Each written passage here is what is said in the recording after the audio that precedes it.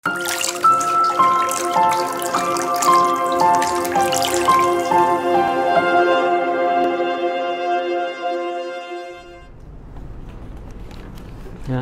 sila soalan ya. Ada sampai pukul 12 pun boleh soalan atau apa.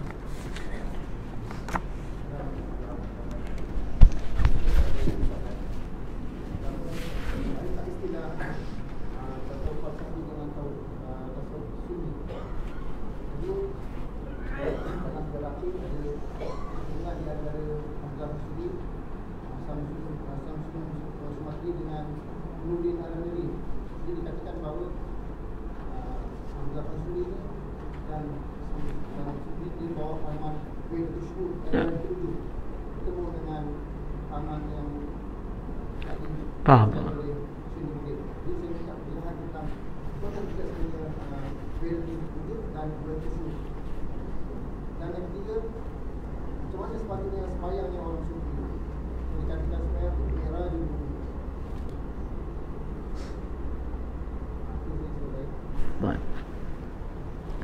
Bismillahirrahmanirrahim.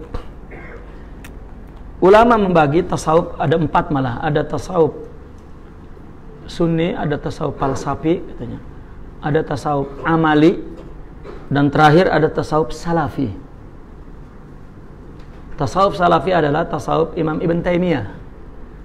Kemudian kelihatannya madrasahnya dibesarkan oleh Ikhwanul Muslimin. Itu semua kajian, ya, kajian ilmiah.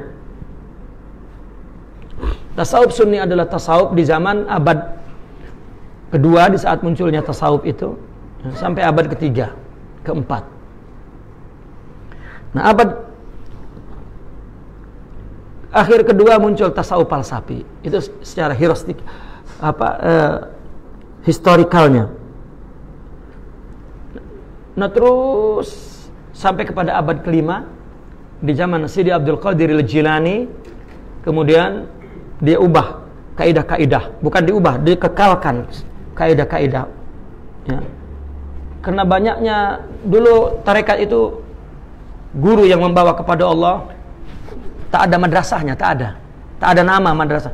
Karena macam dai lah, macam pendakwah, semua memang, ya, punya ilmu yang ada di akalnya dan punya marifat yang ada di dadanya. Setiap orang memberi ilmu dan memberi marifat itu, katakan, ya. Semua orang mengajarkan dan semua orang mendidik. Itu dulu. Maka tak ada madrasahnya. Tarikat siapa? Tak ada. Ya. Mulai dari sahabat mengambil dari Nabi, dia mengambil dari Nabi apa yang ada di akal Nabi dan apa yang ada di dada Nabi. Begitulah. Kalau istilah yang mengambil dari akal itu mu'allim, yang mengambil dada yang dari dada Nabi, akhlak, qudwah, menirunya, itu namanya murabbi. Katakan begitu istilah yang kita mudah kenal. Begitu juga tabi'in mengambil daripada sahabat, ya, sahabat itu murabbi wa muallim. Begitu juga tabi'in mengambil kepada tabi'in.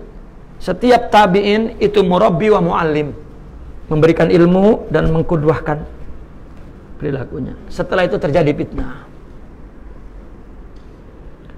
Ya, terjadi fitnah. Orang menuntut ilmu untuk duduk di kerajaan, menuntut ilmu, ya, untuk mendapatkan pangkat dan harta. Mula berubah. Ini, ya, maka ini mu'alim saja.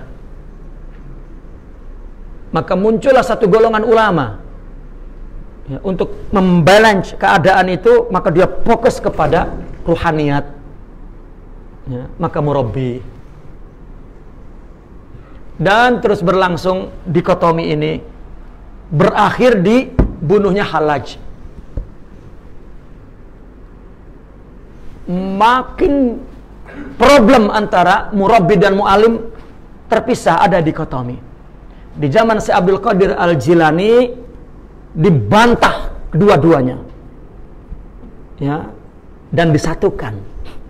Dari mana Imam Abdul Qadir Jilani ini konsepnya? Dari Imam Al-Ghazali. Sebetulnya sebelumnya sudah ada, Imam Junaidi al-Baghdadi sudah mencoba, tapi kemudian ya, terjadi lagi pemisahan. Maka Imam Al-Ghazali, Ihya Ulumuddin, itulah satu hadiah ya, dari Imam Al-Ghazali untuk menilai dan memberi panduan keadaan yang tengah berlaku di situ. Terpisahnya antara ya, itu juga sejalan dengan spesialisasi keilmuan, di mana orang fikih bicara fikih, dijauhi hal-hal yang bukan fikih. Ya, membuat buku fikih murni fikih saja. Tasawuf akhirnya murni tasawuf. Sama terjadi dalam semua bidang ilmu, bahasa misalnya. Ya. Orang hanya mencari sesuatu yang bersifat sorfi, ya, asal kata dibentuk dari 3 huruf, terus akhirnya menjadi kaidah sharaf. Nahu pun kaidah nahu. Balaghah baru lahir abad ke-5. Kenapa? Karena ada kaidah bahasa kehilangan makna, ditulis balaghah, lihat menjadi terpisah. Begitu juga fikih dengan tasawuf.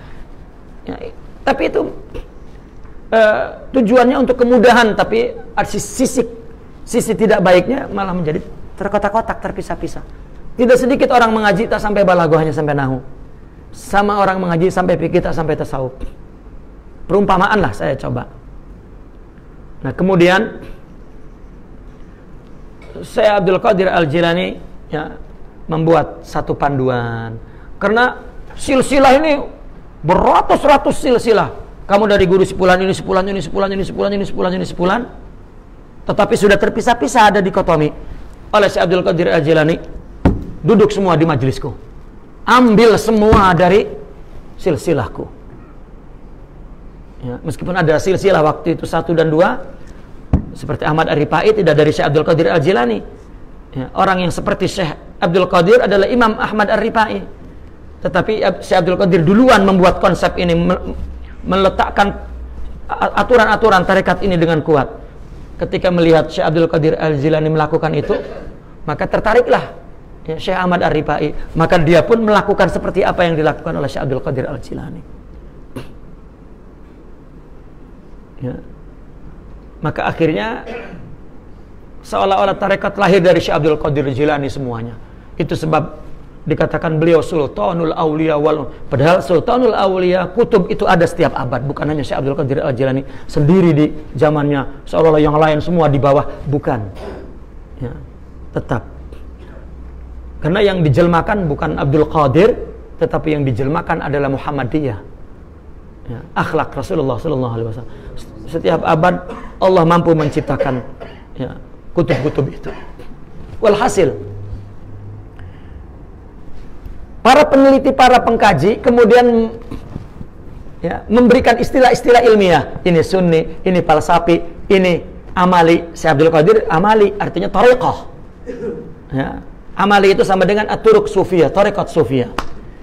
Lalu Imam Ibn Taimiyah membantah, tetapi tengok Ibnul Qayyim Al-Jauzi sebagai muridnya pun menulis tentang tasawuf, tetapi nasi. Ya. Dia ingin mengembalikan seperti yang zaman sunnah dulu. Dia menyebutnya salaf. Maka para pengkaji mengatakan ini tasawuf salafi. Tapi itu hanya kajian di atas kertas. Di dalam praktek tasawuf tidak ada yang namanya tasawuf falsafi. Yang disebut tasawuf falsafi oleh para profesor doktor yang dikaji di university di dunia ini adalah orang-orang sufi yang telah kasyaf dan telah memahami ya, sesuatu yang gaib, arti yang gaib tentang Allah, tentang akhlak, tentang ya. Lalu kemudian ketika dia ingin mengungkapkan tak ada bahasanya ya, maka dia meminjam bahasa yang sudah trendy, sudah ma'ruf, yaitu bahasa filsafat. Maka dia gunakan bahasa filsafat. Dia menggunakan simbolik. Penggunaan simbolik, penggunaan bahasa isyarat bukannya baru. Al-Quran ada, hadis ada, syair-syair jahili ada, syair-syair di zaman Nabi, di zaman Abbasiyah, di zaman Umayyah ada semua. Cuma mereka menggunakan untuk masalah-masalah politik, ekonomi, sosial, budaya. Tetapi orang sufi masalah spiritual. Ya. Maka kemudian orang-orang akademisi Islam mengatakan ini tasawuf falsafi dilihat dari ayat-ayat yang dipakainya, terminologi yang dipakainya. Itu terminologi akli filsafat. Maka dinamakan filsafat. Di dalam amal orang tarekat tak ada yang namanya tasawuf filsafat. Dulu saya berpandangan begitu. Saya pernah mengaji di Mesir. Ketika itu ada satu institut di Rasul Islamiyah, ya, marhalah bidang master. Saya mengaji di situ karena yang mengajar di situ Syekh Mutawalli Sa'rawi dan pimpinan Jamiat Turuk Pertubuhan Tarekat di Mesir. Ya. Syekh keturunan daripada At-Tabtazani. Kemudian banyak masyayikh lain. Jadi saya ya, mengaji hanya untuk talaki kepada masyayikh itu. Lalu saya membaca buku Syekh At-Tabtazani. Dia yang mengajar sufi karena dia pimpinan pertubuhan tarikat. Lalu saya membaca, dia membagi tasawuf ada sunni, falsafi. Nah, ya, indah sangat. Maka saya pun menulis makalah ketika ada pembentangan-pembentangan sesama pelajar. Tasawuf itu falsafi bla bla bla. Tetapi ketika masuk tarikat tak ada saya dengar tasawuf falsafi. Ya. Buku-buku sufi baik itu mulai ditulis sejak abad ketiga dan sampai hari ini dia tak pernah kenal bahwa dia atau menamakan dirinya tasawuf falsafi. Baik yang berbicara tentang martabat 7, Nur Muhammadi, Wihdatul Wujud, itu hanya istilah saja. Kalau sudah paham dibuang istilah itu. Apalagi simbolik itu bukan terminologi. Ya, maka jangan dijadikan simbolik sufi terminologi. Ya, tidak. Ya. Itu hanya ingin menyampaikan message saja agar sampai yang kita paham. Buang bahasanya. Ya. Mau itu tulisan Al-Jili, mau itu tulisan An-Nabulsi, mau itu tulisan Ibnu Farid atau tulisan ulama-ulama Nusantara, Syekh Nafis misalnya dan lain sebagainya, itu hanya istilah. Buang istilah itu yang penting. Tidak ada falsafi. Ya. Itu falsafi bagi orang yang ingin ya, mencapai gelar ya, PhD, master, ya, itu ilmu akademis. Ya, mereka menamakan ini falsafi nih. Hatta misalnya Imam Sya'rani menulis dalam kitab Fathul Mubin ya, tentang sholat, tentang apa? Tentang ibadah, tentang apa? Ya. Kenapa tawaf 7 kali? Kenapa bla bla bla? Menurut kajian ilmiah itu filosofis tawaf katanya. Jadi besok ceramah si dai yang membaca tulisan akademis itu. Tuan-tuan ini tawaf saja tapi tidak tahu filosofisnya. Oh. Kenapa 7 kali? 7 itu tuan. Terima kasih. Hebat kan saya tuan? Seolah-olah begitu. Ya, orang sufi bicara bagaimana ya, 7 kali dia coba ingin memaknakan ya, 7 ada 3 ada 4, 3 berlari 4 tidak ya, berlari itu menunjukkan kegembiraan karena ya, bukan filosofis, itu adalah dia berbicara tentang jiwa ya. Ketika ruku itu apa sebetulnya yang terjadi pada ruhani? Coba begini, seorang wanita dilamar oleh laki-laki idamannya ya. Ayahnya ini garang, semua lelaki yang cinta kepada dia ditolak. Tapi kali ini ada lelaki yang dicintainya, kalau ditolak aku akan bunuh diri nih ya, perempuan ini. Tiba-tiba laki-laki itu datang dan berkata di depan ayahnya, dia mengintip dari dalam kamar, aku akan melamar anak tuan. Saya terima. Oh ya, cakap terima pun garang ya. Ya, saya terima kamu. Nah, coba tengok apa yang terjadi di jiwa seorang wanita itu ya. Dia akan lari, kemudian masuk ke biliknya. Nah. Tengok, gerakan ini sebetulnya gerakan nana itu. Lalu misalnya ada pembantunya di belakang, dia tak gembira pun, tapi dia ikut tuannya itu. Nah. Itulah sholat kita, ruku sujud. Nananya tak ada. Orang sufi jelaskan. Nah. Ya. Umpamanya lah nana itulah. Ya. Kita tengok apa ini nana. Kita yang tahu hanya gerakan saja. Ya. Itu mungkin juga jawaban yang kedua. Itulah salat orang sufi, rohaninya juga salat. Dia betul sujud itu adalah kehinaan. Imam Abdul Qadir misalnya mengatakan, kenapa ruku? Kenapa salat itu berdiri? Dia mengatakan, kenapa salat itu berdiri katanya? Salat itu kan berhubungan Allah, menghadap kepada Allah. Berdiri itu adalah ya, posisi bentuk memuliakan, ya, bentuk memuliakan dari manusia. Coba kita ketika datang orang yang kita hormati, kita tengah duduk,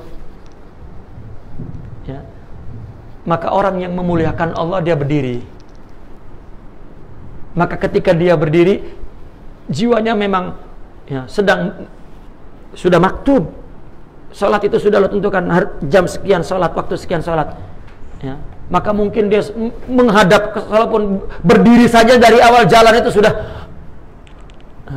di sini. Lalu karena manusia itu sempurna, sifat-sifat alam itu ada, maka ruku pun perasaan manusia bentuk penghormatan. Padahal ruku itu bentuk pokok, bentuk kehormatan pokok. Ya. Sujud adalah binatang. Binatang bentuk hormatnya sujud. Batu, duduk itu adalah benda jamadat, bukit apa gitu. Artinya yang ingin dijelaskan oleh Syekh Abdul Qadir Al-Jilani bahwa salat itu semua bentuk surahnya, ini surah adalah bentuk pentaziman kepada Allah, pentakbiran kepada Allah, dan pengakuan dia zalil, ya, dia itu hina, dina, rendah, tak berdaya. Itu dapat dia ekspresikan dalam bentuk, ya, itu salatnya orang sufi, ya. Tapi kita Assalamualaikum, ya, udah sama dengan anak kecil lah, ya, anak kecil salat macam mana, ya. Ruhnya tidak ingat. Nah, ini yang disebut salat hakiki. Ada pemahaman, akhirnya orang marah. Adakah salat lain selain salat yang kita salat ini orang sufi? Adakah salat lain? Dia menyebut ada salat sufi, salat hakiki. Bukan salat macam kita kah? Dia mengatakan ini salat syariat. Nah, bukan, tidak ada. Bahkan ada orang sufi mengatakan, saya salat sebelum salat. Kita sudah habis pun salat atau tengah salat, tak salat pun. Ya. Jadi perkara rohani saja. Salat itu sampai digambarkan oleh Imam Al-Ghazali, hadir mengagungkan Allah, rasa Allah agung sangat di dada ini. Memahami bacaannya, dan bacaan itu adalah merupakan dialog kepada Allah. Lihat dalam kitab-kitab orang sufi ketika berbicara tentang ayat-ayat yang dibaca di salat, ya, ketika subhana, ya, rabbikal a'la wa bihamdih, subhana rabbiyal a'la wa bihamdih, maka orang sufi itu sampai melafalkan komunikasi dia kepada Allah. Dia seolah mendengar Allah mengatakan, ya, engkau adalah hambaku yang aku kasihi. Ya, seperti lalu diucap, sebetulnya itu perasaan yang tumbuh, ya, orang yang hampir dengan Allah. Ditulis. Kenapa Imam Syarani tulis lain? Imam Abdul Qadir Al-Jilani tulis lain jawaban Allah itu. Kata-katanya yang lain, maknanya sama. Contoh, Ya. Orang mengatakan, aku rindu sangat denganmu. Atau mengatakan, aku kalau jauh, aku tak dapat tidur. Kan kata-kata yang beda, isinya rindu. Ya. Aku kalau jauh darimu, aku tak dapat konsentrasi melakukan sesuatu.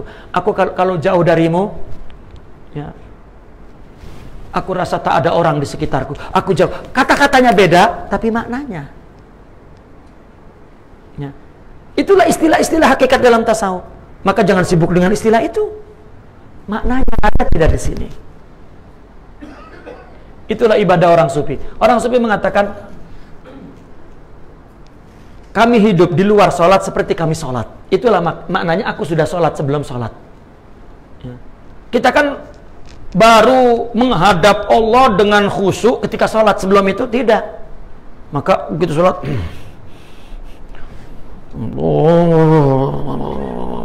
ya, sampai was-was akhirnya. Ya. Akbar.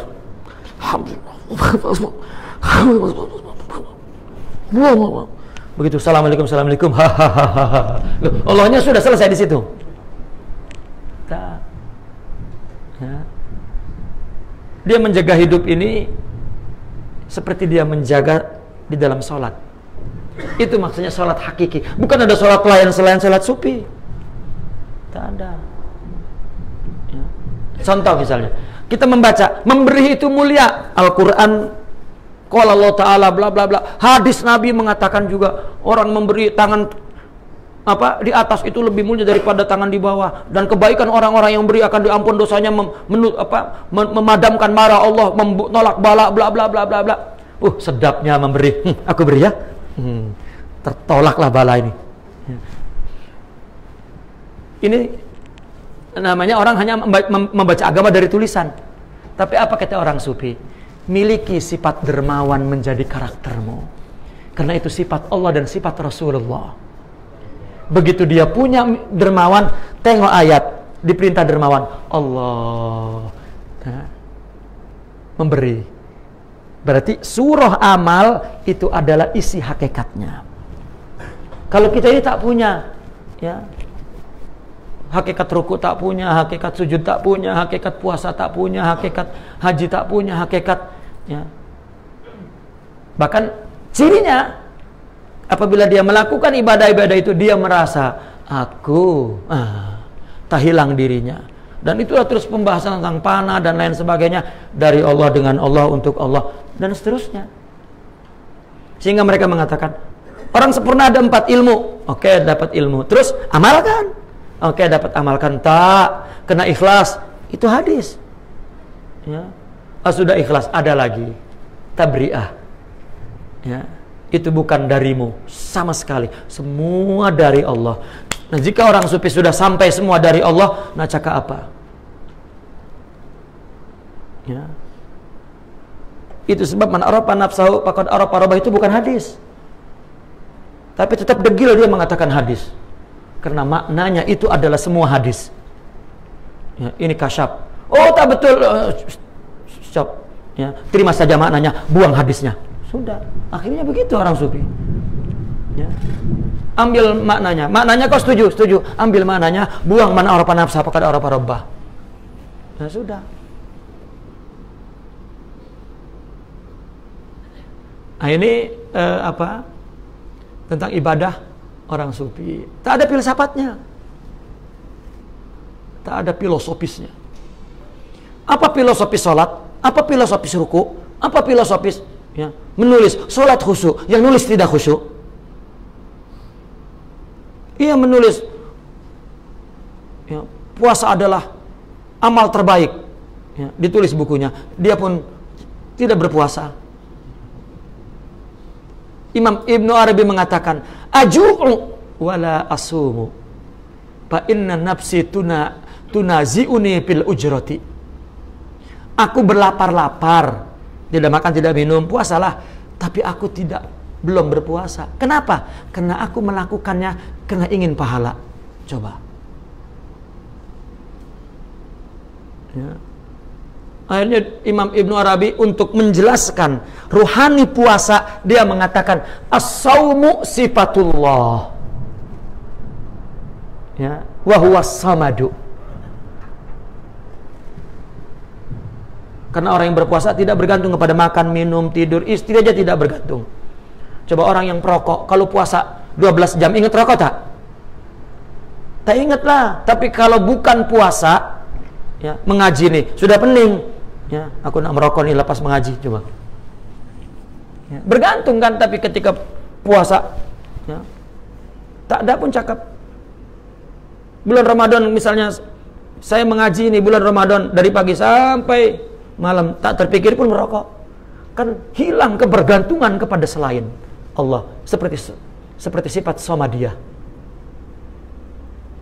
Dan ini bukan filsafat. Ini adalah hakikat yang dirasakannya, tetapi dia meminjam istilah-istilah yang ada di filsafat, yang ada di ilmu kalam, yang ada di Al-Quran, yang ada di hadis, yaitu tentang ibadah orang sufi. Ibadah bagi dia rohani.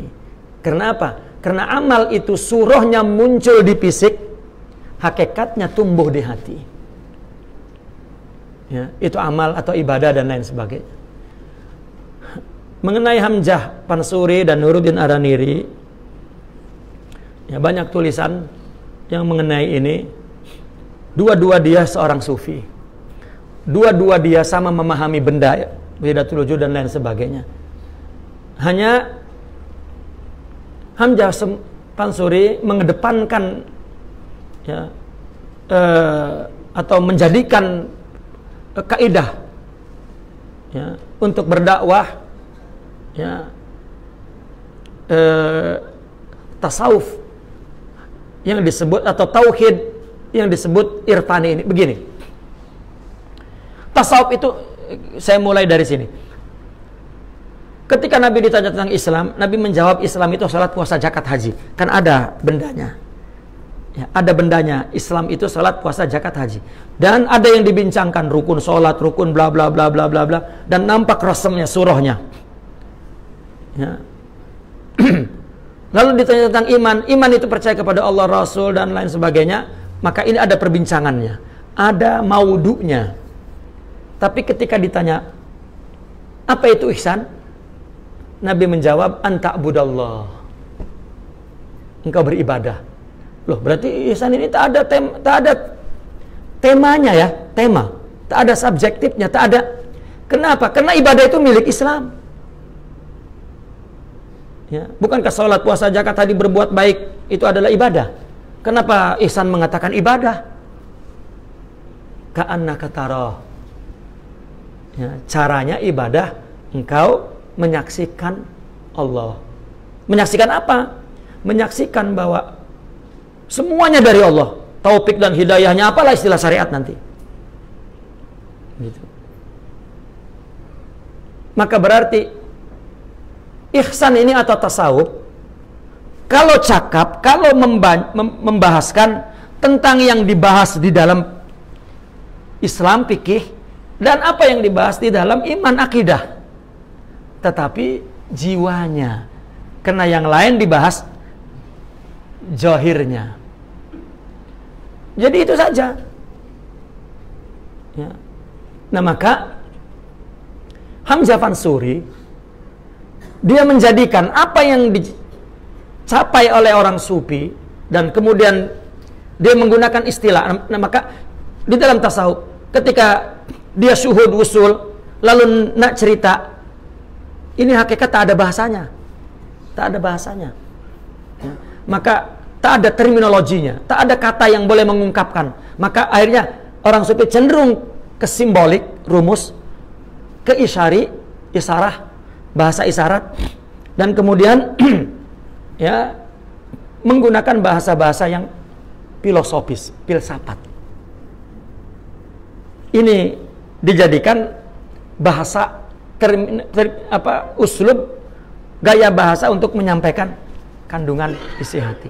Nah, Al-Imam Hamzah Pansuri menggunakan atau istilah-istilah hakikat ini dijadikan kaidah pendekatan untuk dakwah. Ya. Akhirnya timbul fitnah. Sebenarnya yang sebenarnya itu masalah politik, bukan masalah murni perbedaan antara Syekh Nuruddin Ar-Raniri dengan Syekh Hamzah Pansuri, bukan, tapi perbedaan politik. Hamzah Pansuri sudah kurang loyalitasnya kepada kerajaan, maka kerajaan mencari orang yang boleh menghentikan pengaruh besar yang dimiliki oleh Imam Hamzah Pansuri. Satu-satunya ada Nuruddin Ar-Raniri yang datang dari Parsi. Ya. Maka diangkat dia menjadi kodi kerajaan dan disuruh bagaimanalah caranya untuk menghentikan pengaruh. Ya. Karena lama-lama orang akan mengikut Hamzah Pansuri, nanti kerajaan goncang. Maka tak ada yang dapat dipermasalahkan kecuali masalah bahasa hakikat ini, karena ini memang boleh dikatakan, boleh boleh untuk dikritik, ini tidak boleh dia ucapkan, boleh. Gitu. Sebetulnya kalau memang itu tuan guru yang usul dan dia punya izin, silahkan. Apalagi dia punya kewajiban untuk menerangkan agar mengerti. Ya. Tetapi ini benda ikhtilaf, bukan benda yang ya, karena tasawuf itu adalah tarbiyah sebetulnya, bukan perbincangan, pengkajian, pembacaan kitab ini, bukan. Ya, ini boleh dilarang. Gitu. Bukan tidak boleh, tetapi kaidah, tidak menjadikan kaidah. Ya. Nah, sampai sekarang di Aceh artinya ada pergaduhan, tidak ada yang salah, semuanya benar. Ya.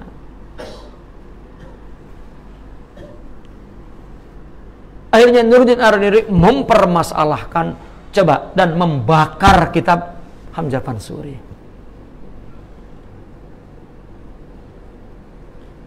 Makanya ada ulama-ulama di Aceh itu, universitinya dinamakan Ar-Raniri.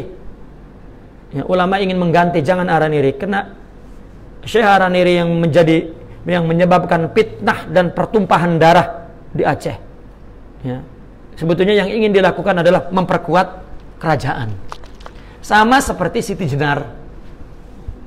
Siti Jenar katanya dibunuh. Tak. Siti Jenar mati. Ya, sakit. Siti Jenar katanya dipotong darahnya dan keluar lafaz la ilaha illallah, itu Belanda punya cerita. Ya.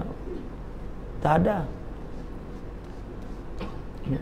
Siti Jenar ketika kekuasaan Demak pindah ke Pengging namanya, satu tempat. Yang dulu itu tempat itu di bawah kerajaan Majapahit. Ya. Dari zaman Majapahit, Pengging ini sudah berontak. Tapi ketika Demak berkuasa, maka dia berada di bawah Demak. Ya. Nah, ketika Raja Demak wafat, ya, mulai jatuh ke Pengging. Pada saat itu, Siti Jenar, ya, menolak. Sebagaimana menolak yang lain. Ya. Karena pada saat itu Cirebon mau diangkat sebagai kerajaan besar setelah Demak. Tapi Pengging, ya, mengambil alih. Maka Siti Jenar menolak. Karena menolak, kerajaan suruh menangkapnya. Ya.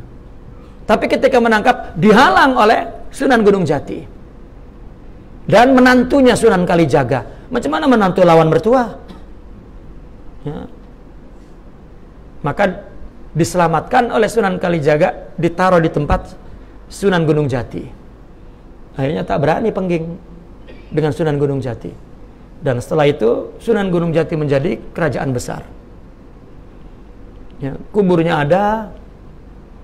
Ya, akhirnya diciptakan keris yang dijadikan dulu untuk membunuh Siti Jenar tersimpan di sini. Lalu ada yang mengatakan tidak, di sana sudah ada 10 keris. Ya. Yang dikatakan itu adalah alat keris yang digunakan untuk membunuh.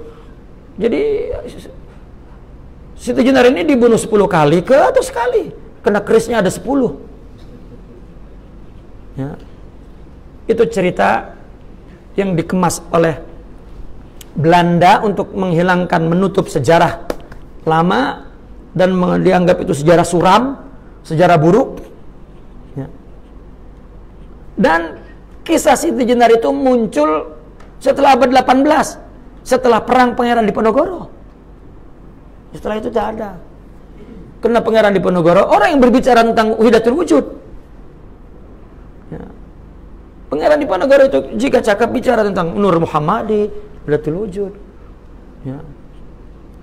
Orang Belanda tak suka karena rupanya tarikan pendekatan ini begitu kuat kepada jiwa umat Islam. Ya. Akhirnya mereka merusaknya. Dan bukan hanya Belanda dan orientalis secara umum di dunia ini. Dia ikut berbicara tentang benda ini, maka dianggap itu filsafat. Ya. Tak ada. Ada yang lebih arif tentang Hamzah Pansuri dan Nuruddin Araniri. Ya, profesor-profesor di UKM itu sudah menulis ternyata bukan masalah pemahaman tapi masalah politik. Karena kemudian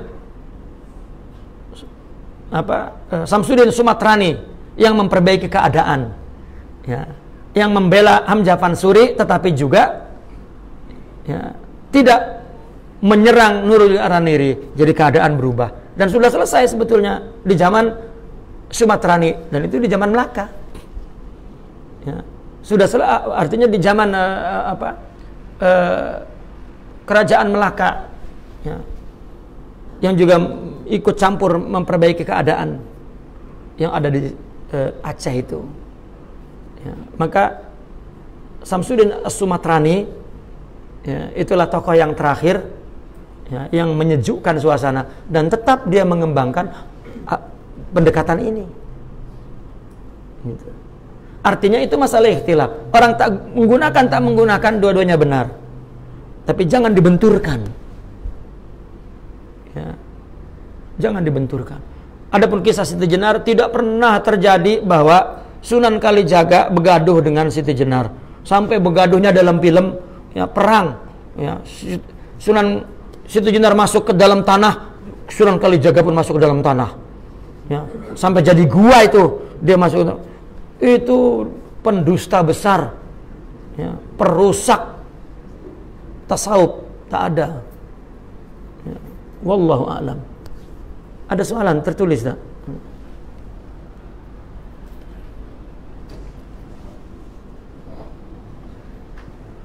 Oh, kopi nih.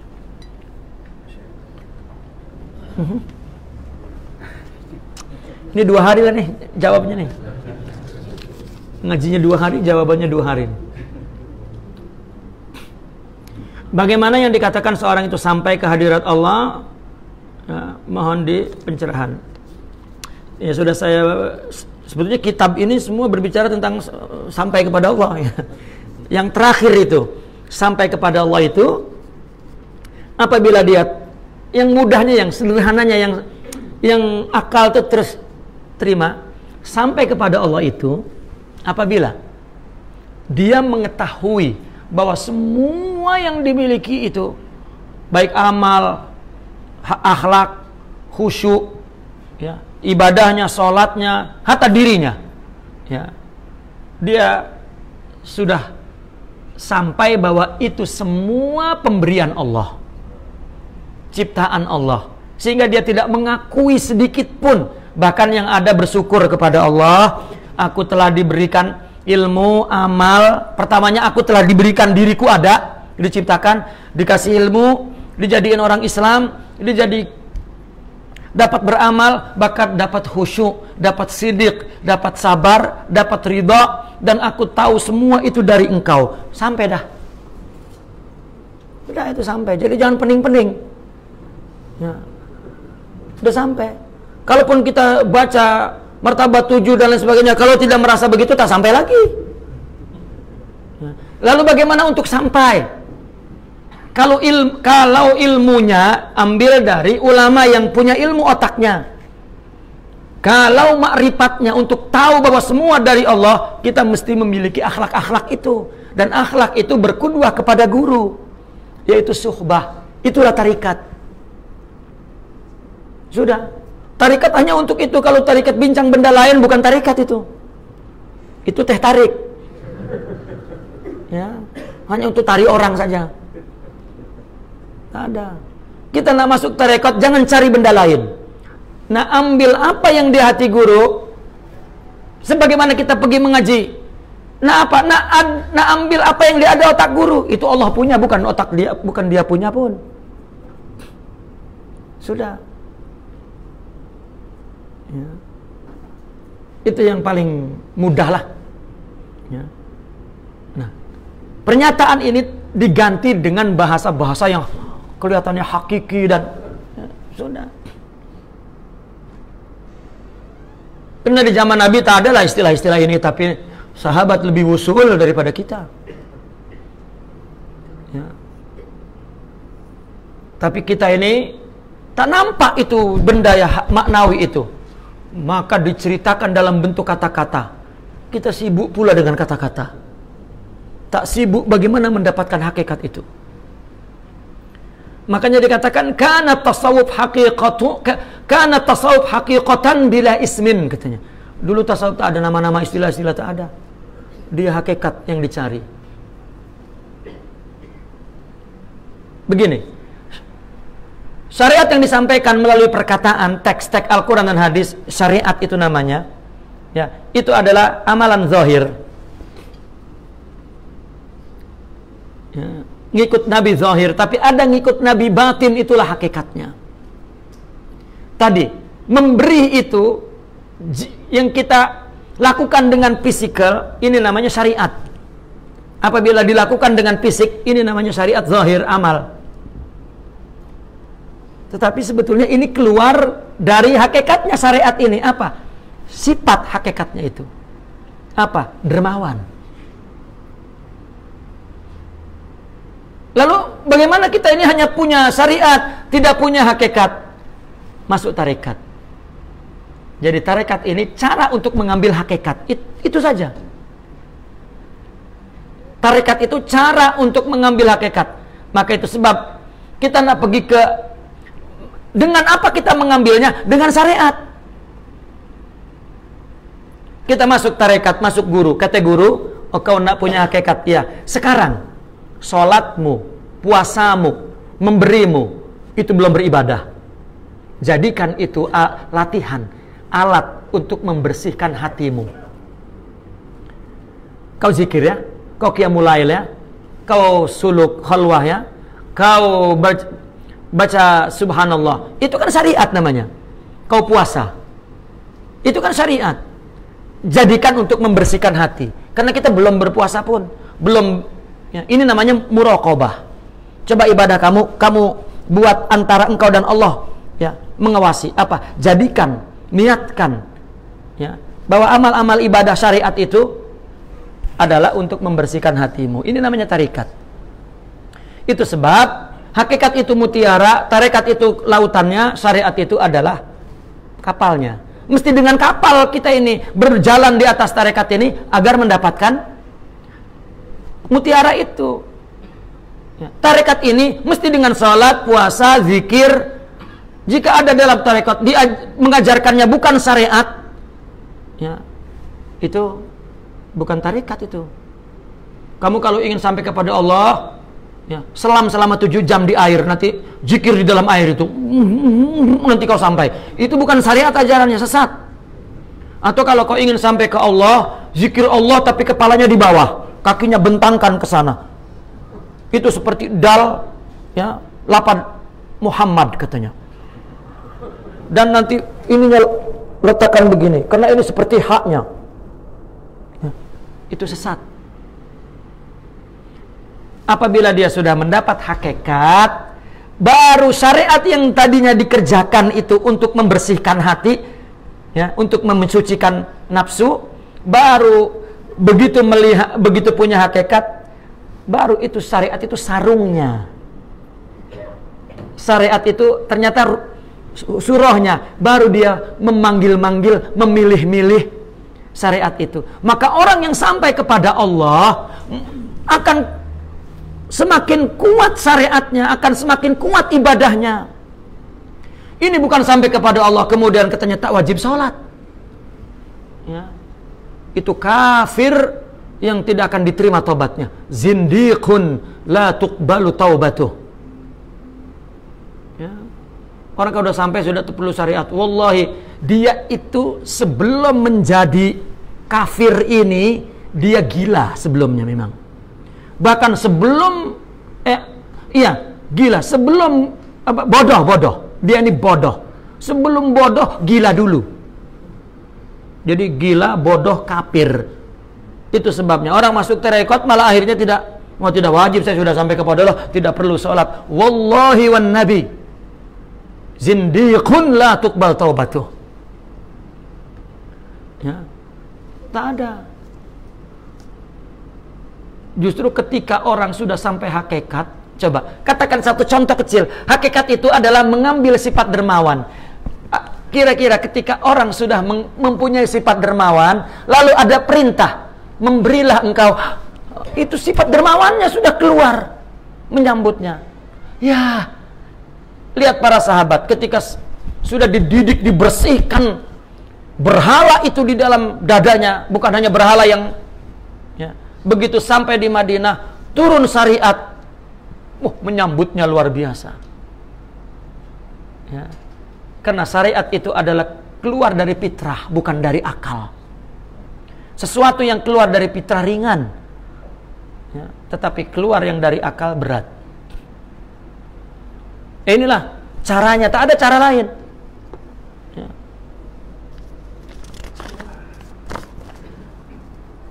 Tuan, malam tadi saya ada bermimpi Tuan, alhamdulillah.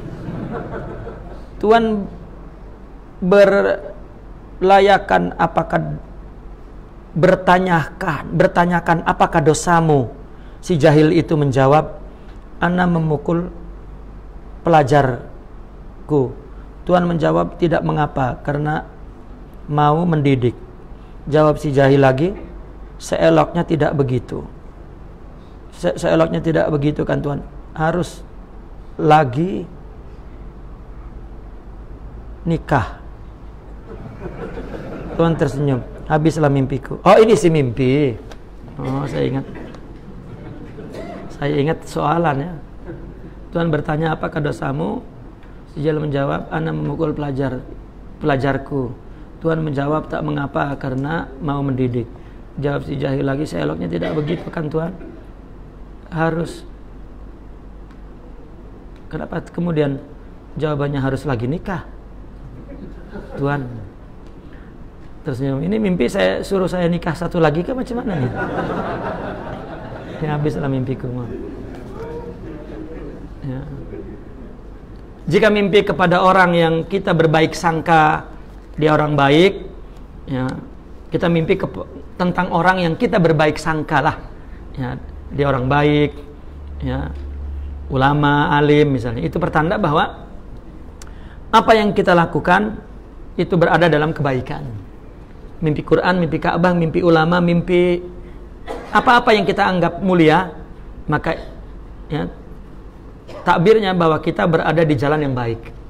Itu simbol, ya, kepada satu jalan yang baik. Ya, kita tahu apakah saya salah baca ada nikah-nikah itu apa ya? Perbedaan dan persamaan tentang af'alul ibad dari sudut pandangan akidah Ahlussunnah wal Jamaah dan pandangan ilmu hakikat sufi.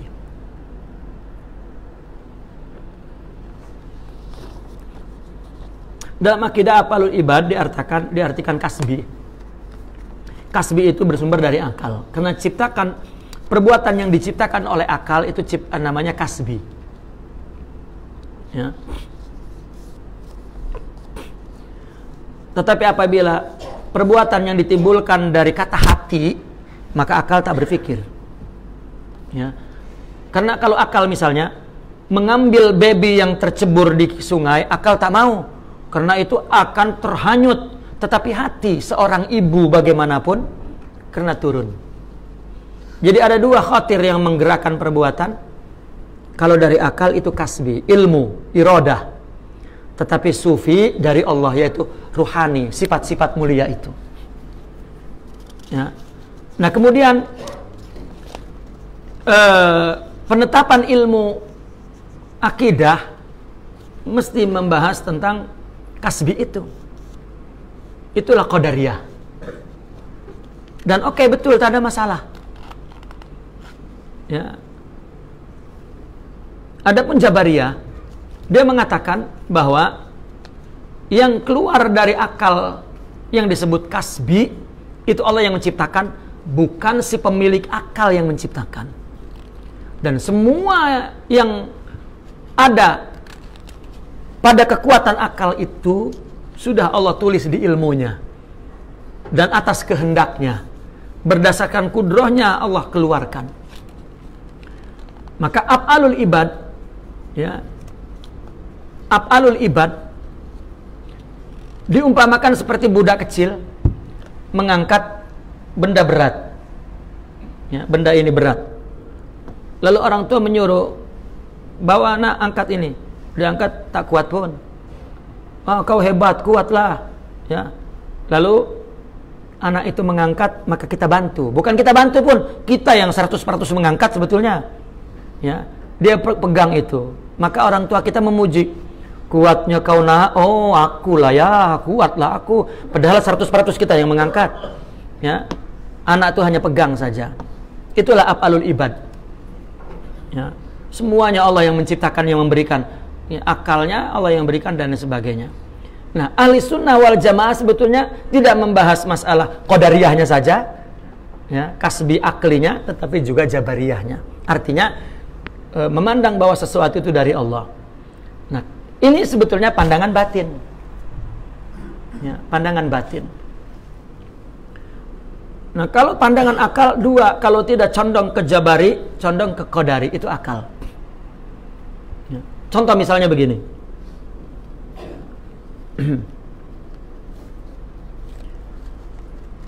Ketika kita ingin mendapatkan sesuatu, ya, ternyata tidak dapat, bahkan gagal, bahkan bankrupt, bahkan hancur. Ya. Akal tak mampu lagi berbuat. Maka akal mengatakan, ya, ini engkau ya Allah sebabnya. Nah, aku sudah berbuat pun apa dan lain sebagainya, tapi engkau memaksaku.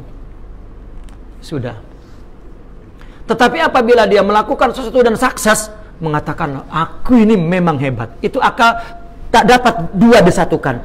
Mesti antara dua begitu saja. Imma menjadi jabariyah betul atau menjadi qadariyah betul. Ya. Kecenderungan akal. Maka mesti ada pemahaman dari batin. Ya, mesti ada pemahaman dari batin bahwa kecenderungan kepada qadariyah dan jabariyah itu diciptakan oleh Allah semuanya. Ya. Semua diciptakan oleh Allah. Maka akhirnya apa? Orang ahli sunnah mengatakan, misalnya Anda mau berjalan, di hadapan Anda ada 3 cabang jalan. Ya, nak ke sini kan, nak ke situ kan, nak ke sini. Ya. Kita kan tidak tahu apa yang ada di ilmu Allah. Yang Allah tentukan bahwa kita akan memilih jalan kemana. Tak tahu. Ya, karena kita tak tahu, kita yang sudah selesai, yang sudah siap ada di ilmu Allah, kita tak tahu. Kita tahunya apabila negatif itu dimunculkan di layar. Begitu sudah muncul, oh baru tahu. Ya. Lalu kemudian kita dikasih akal untuk melihat mana yang terbaik, jalan ini ke jalan itu. Ini disebut kasbi kita. Karena kalau kita langsung tak ada akal, tak dapat pelajaran dari apa yang dilihat dan dilakukan. Ya. Lalu dia memilih, meskipun dia memilihnya dengan menghitung kancing. Ya. Ini. Oh, ini. Ya. Ya, ini akal sudah buntu, pilih, akhirnya dia, ya, bergantung kepada kancing baju lah. Ya. Seperti ada bunyi tokek di rumah tuh kan. Tokek miskin, tokek kaya, miskin. Ya kalau dimulai dari miskin, akhirnya miskin. Begitu dimulai kaya, akhirnya kaya itu. Ya. Akal itu ternyata hanya ta'alukat kepada kebiasaan. Ya, adah namanya itu, disebut adat. Adat itu akli. Akhirnya dia pilih ini. Nah sekarang apakah Allah berkehendak? Oh iya. Bahkan akalmu dengan pilihannya, dengan jalan-jalannya sekali dan engkaunya sekali, itu tercatat di ilmu Allah. Nah, tasawuf bicara di belakang akal itu. Ya, bukan bicara akal ke sana, maka kata mereka tak pakai akal. Bukan menghinakan akal. Ada orang yang mengatakan orang sufi ini menghinakan akal. Wish, justru akalnya dia mendapat nur daripada rohaninya, sehingga lebih bijak daripada Anda. Ya, tak ada. Ya, itu mereka karena tidak mempunyai apa rohani. Ya, wallahu a'lam. Tuhan saya, apa itu mahram roh? Ada seorang boleh bersentuhan dengan perempuan bukan mahram atas alasan mahram roh. Nah ada ini, paham ini, ya, paham tak betul. Ya, katanya nikah hakikat apa ini mustagilin. Ya, orang yang tak berani poligami, akhirnya dia bikin begini-begini supaya dia punya istri hakikat. Ya. Istri itu syariat, mesti dilamar, cakap dengan istri tuanya, aku nak nikah lagi, diizinkan dengan istrinya. Ya, dilamarkan dengan istrinya sudah. Kalau tak berani, jangan bikin takhayulat. Ya, tak ada. Ini banyak kes ini banyak sangat. Ya, saya tak nak cerita lah. Ya. Itu orang-orang pengecut, ya, dengan bodoh-bodohnya sekali. Yang dimaksud nikah rohani itu adalah percintaan kepada Rasulullah. Roh kita sudah, ya, melahirkan anak baru, yaitu roh kita. Karena Nabi itu banyak. Ya. Katakan Nabi itu seperti suaminya.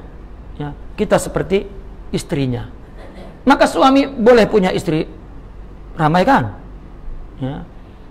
Apabila disentuh oleh laki-laki itu keluar anak, ya, dari istrinya.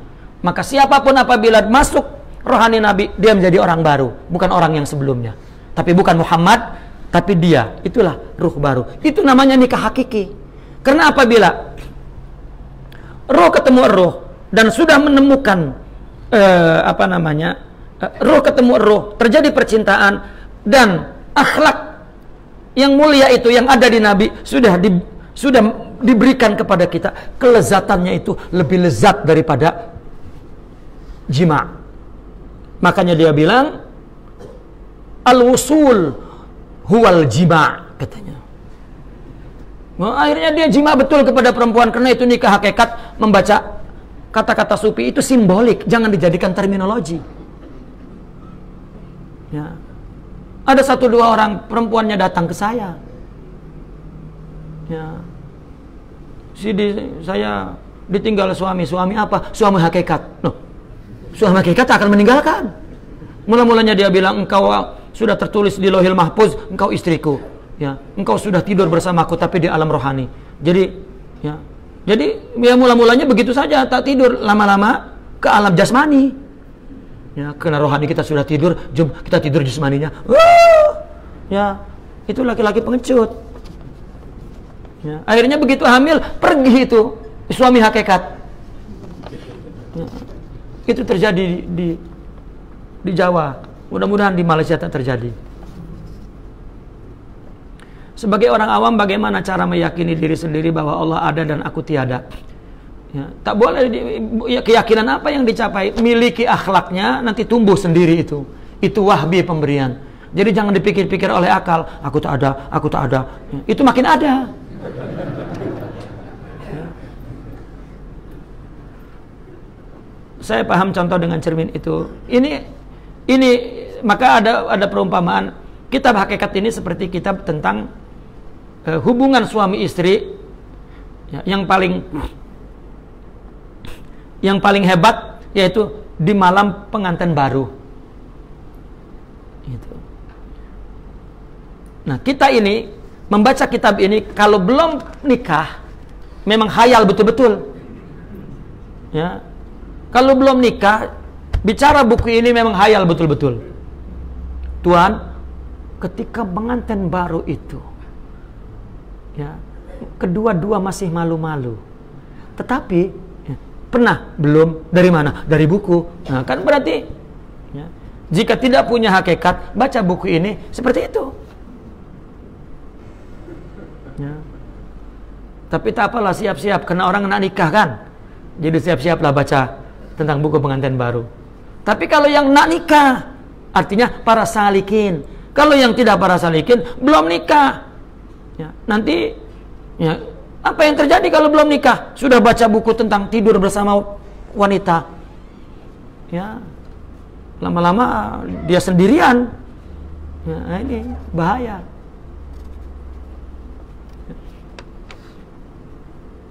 Tapi masih bingung dengan realitas bahwa aku ada karena Allah yang mengadakan aku. Ya, buang kata-kata itu. Ya, pahami saja, tidak ada yang tidak diciptakan dari Allah. Kalau untuk akal, itu kan bahasa hakikat. Kalau bahasa akal begini. Adakah di dalam diri kita yang kita ciptakan? Tak ada. Semuanya dari Allah. Ya, semuanya dari Allah. Baik zahir kita dan batin kita. Isi pikiran kita, semua lintasan yang datang ke dalam kita yang kita sebut khayal, paling khayal, menghayal sesuatu yang tidak ada di dunia ini bendanya, itu pun Allah yang memberikan. Bahkan apabila manusia sudah berkhayal kepada sesuatu yang tidak ada di dunia bendanya, tetapi muncul dalam khayal, itulah hakikat yang sebenarnya. Ya. Tapaya, bukan itu. Ya. Apabila dia mengetahui bahwa semua dari Allah, tak ada yang dari selain Allah. Adakah Allah lain yang ikut campur kepada urusan kita? Tak ada. Ya. Kita berakal, kita berpikir, kita berkemauan, kita berkehendak. Allah yang memberikan. Itu maksudnya. Bahwa kita tidak ada, itu maksudnya. Kalau untuk merasakan betul hakikat kita tidak ada, perlu kepada kesempurnaan rohani. Ya. Tidak dengan mengaji. Kan sudah ditutup oleh Imam Ibnu Arabi kan. Bukan dengan taklim, bukan dengan tafhim, bukan dengan ilmu, bukan dengan akal, bukan dengan, tetapi dengan mengambil wirasah dari kalbu gurunya. Sudah, stop, kembali ke tarekat. Apakah aku ada? Itu dengan makna jelmaan Allah. Ya. Bagaimana cara untuk fana ketika takbiratul ihram? Nggak ada caranya. Ya. Kecuali punya akhlak. Bagaimana misalnya aku memberi agar tidak mengungkit-ungkit. Miliki sifat dermawan. Tak akan pernah mengungkit. Selama tidak punya hakikat memberi sifat dermawan, makom dermawan, nur dermawan, itu sifat Tuhan. Ya. Pasti suatu saat akan diungkit. Bahkan dia merasa bahwa dia yang beri, bukan sifat yang menimbulkan gerak. Ya. Namun kita sebelum punya hakikat diajarkan syariat dulu, agar ketika punya hakikat klop, kenal Allah ya, melalui syariat itu. Ya, jangan dipikir-pikir bagaimana untuk fana ketika takbiratul ihram. Memang ketika orang menjelaskan ketika Allah itu seolah-olah ini meninggalkan, itu kemudian masuk ke Allah, itu takbirian, bahasa ungkapan. Tapi kalau memang di sininya tidak ada khusyuk, ya, meskipun udah begini pun tak masuk pun. Ya. Itu sebab fikih itu sebetulnya muqaranah Allah itu tak ada dalam fikih muqaranah. Muqaranah itu bukan bab fikih. Itu sebab yang ada muqaranah cuma Imam Syafi'i. Yang lain tak ada karena memang bukan maudu'nya. Fikih itu benda zahir saja. Bagaimana ininya itu fikih. Bagaimana ini fikih. Adapun bagaimana ininya fikih tak ikut campur. Kenapa Imam Syafi'i? Imam Syafi'i itu sufi. Semua juga sufi. Tapi kesufian Imam Syafi'i masuk kepada fikih. Itu sebab ada istilah begini. Kullu sufiyin syafi'iyun. Sampai ada istilah begitu. Kullu syafi'in sufiyun. Ya. Ini karena memandangkan majoritinya, bukan karena tak ada. Ya. Bukan tak ada Hanafi, bukan tak ada Imam Syekh Abdul Qadir Al-Jilani sendiri Hambali, bukan Syafi'i. Ya. Sultan Aulianya Hambali malah bukan Syafi'i. Ini secara umumnya. Coba kenapa? Allah akhirnya supaya mukorona.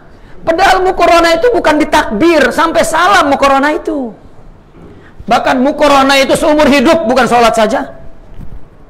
Ya. Coba ketika orang tidak punya tasawuf, dia hanya mukorona itu ketika takbir aja, selainnya sudah. Ya. Allah bersama rohaninya. Setelah itu rohaninya bersama siapa saja. Sholat rukunya saja. Ya. Bukan seperti itu. Fana itu bukan pikiran yang menciptakan. Sholat, coba katanya Allah melihati kita sholat. Bukan berarti Allah melihati seperti ada dalam CCTV. Ya. Bagaimana kita memposisikan Allah di luar kita? Coba bayangkan, kita setia dengan istri, pergi kemana-mana, lalu ada perempuan, oh tak, ada istri. Apakah ada istri kita di atas terbang? Ya. Tak ada. Tapi di sini ada istriku. Nah, bang mau kemana? Tak, aku punya istri lah. Ya. Istrinya jauh pun. Kalau dia nikah sendiri istri tak tahu pun. Ya, tapi itulah setia. Itulah muraqabah. Ya, di sini. Di sini pun bukan di sini pula. Ya. Itulah perlunya martabat 7 agar jelas sesuatu yang hakiki itu. Oh, itu nak diakalkan. Itu sebab menggunakan bahasa filsafat. Ya. Tapi mesti punya ini. Maka udah umpama fana itu begini. Pelakon-pelakon itu, ya, pelakon ada misalnya seorang pelakon hari-harinya minum, ya, khamr, maksiat, hari-harinya tak sholat pun, tapi tiba-tiba dia dipilih karena wajah dia handsome, putih, dipilih jadi waliullah sebagai pelakon waliullah. Coba kita tengok di Indonesia film waliullah itu sehari-harinya minum, zina, itu waliullah itu. Tapi coba dia dipakaikan jubah, serban, ya. Biasanya bintang film kalau dia memang tak tahu macam mana wali, dia baca buku. Sifat wali itu orang soleh itu macam mana. Tak dapat, dia kena pergi ke pondok, jumpa tuan guru. Dia duduk seminggu di sana, tengok jalannya apa. Karena keperluan pelakon. Bila dah, sudah. Ya. Mula dia pakai serban. Padahal wali tak berungut pun, wali tersenyum ya, karena dia ya, tak punya sifat wilayah. Jadi tengok film-film kan, jika wali itu karena hero nanti terbang. Ya. Itu wali. Coba ketika dia memperankan sifat wali, itu bukan sifat dia. Sifat dia peminum. Dia menyadari bahwa ini bukan sifat aku. Sifat aku itu peminum lah, tapi ini sifat wali. Umat Islam bertakwalah kepada Allah. Hatinya pun ketawa mungkin, alamak, nah, ketawa pada Allah pula. Ini namanya dia telah mempanakkan sifat dia, membakokkan sifat wali. Ini umpama, jangan dibuat macam itu betul, bukan.